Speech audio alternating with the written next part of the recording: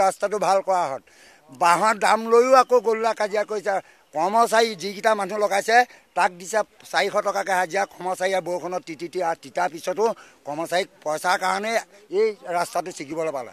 ঠিকাদাৰে 400 টকা হাজিৰা দিবলৈ বেয়া পাইছে 300 টকাত হাজিৰা দিবলৈ বিচাৰিছে গল্লা হোৱাৰ লগে লগে 5টা বজাত হাজিৰা খাতিৰত কাজিয়া কৰিছে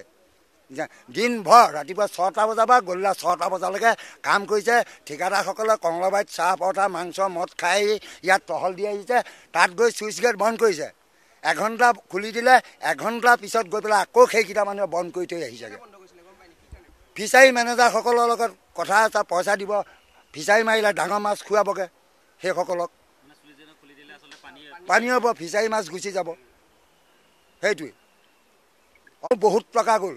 বহুত লাখ টকা সম্পত্তি গৈছে বহুত লাখ টকা ক'বলৈ ভাষা নাই বুলি ক'ল নহয় আৰু কালি আমি প্ৰত্যক্ষদৰ্শী হিচাপে ইয়াত থাকি যেটো আমি অনুভৱ কৰিছো যদি ডিপাৰ্টমেণ্টে দিনৰ পৰাই গম পাইছিলে দিনৰ পৰা যদি এই ইএনডি মাথাইটো যদি সুৰক্ষা প্ৰদান কৰিলেহেঁতেন তেতিয়াহ'লে কোনো কাৰণত নিছিগিলেহেঁতেন আৰু ইয়াৰ স্থানীয় ৰাইজৰ ভাষ্য অনুসৰি যে ৰাইজে কৈ আছিলে যে ইয়াত 2খন চুইচ গেট আছে আৰু 2টা কালভাৰ্ট আছে এই কালভাৰ্টকেইটা যদি খুলি দিলেহেঁতেন তেতিয়াহ'লে এই ইএনডি এই মাথাইটো কোনো কাৰণত নাভাগিলেহেঁতেন এইটো চূড়ান্ত এটা অক্ষমনীয় এটা ইএনডি ডিপাৰ্টমেণ্টৰ এটা অপৰাধ হৈছে আৰু ইয়াৰ ওপৰত আজি আমি শুনিব পাইছোঁ আজি মন্ত্ৰী মহোদয় ইয়ালৈ আহিছে মন্ত্ৰী মহোদয়ে এই ইএনডি ডিপাৰ্টমেণ্টৰ ওপৰত এটা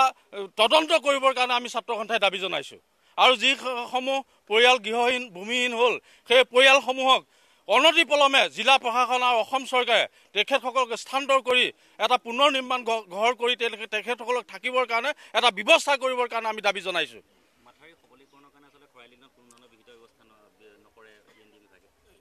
ইএনডি ডিপাৰ্টমেণ্টৰ এটা গাফিলতি তেখেতসকলে মাথাউৰি আজি বনগাঁও যিটো হালদিভাই যিটো মাথাউৰি সেই মাথাউৰিটো এটা ৰাইজে প্ৰটেকশ্যন দিহে ৰাখি আছে ডিপাৰ্টমেণ্টৰ এজন মানুহ নাই ৰাইজে নিজে শ্ৰমদান কৰি সেই মাথাউৰি ৰাখি আছে ডিপাৰ্টমেণ্টৰ মানুহ কিন্তু তাত কোনো কাৰণে আমি যোৱা পৰিলক্ষিত হোৱা নাই কালি ইয়াত আমি প্ৰত্যক্ষদৰ্শী হিচাপে থকা অৱস্থাটো এজন ডিপাৰ্টমেণ্টৰ মানুহ ইয়াত আমি দেখিবলৈ পোৱা নগ'লে এইটো চূড়ান্ত অপৰাধ হৈছে এই চূড়ান্ত অপৰাধৰ কাৰণে ইয়াত কোন কোন বিষয়া কৰ্মচাৰী জড়িত আছে তেওঁলোকক